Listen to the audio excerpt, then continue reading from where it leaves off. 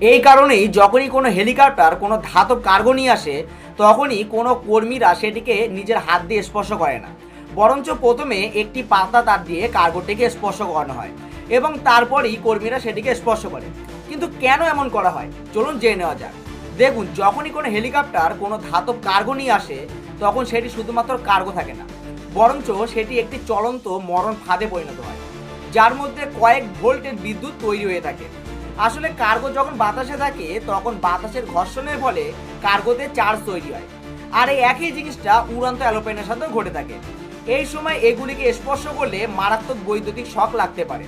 এই কারণে এগুলিকে সরাসরি স্পর্শ করার পরিবর্তে প্রথমে একটি পাতলা তার দিয়ে স্পর্শ করানো হয় এবং এই তারটি সরাসরি মাটির সঙ্গে যুক্ত থাকে।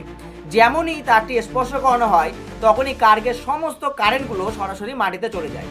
তোমরা যদি এইরকম জেনুইন ইনফরমেশন পেতে চাও, চ্যানেলটিকে সাবস্ক্রাইব করা তোমাদের অবশ্যই প্রয়োজন।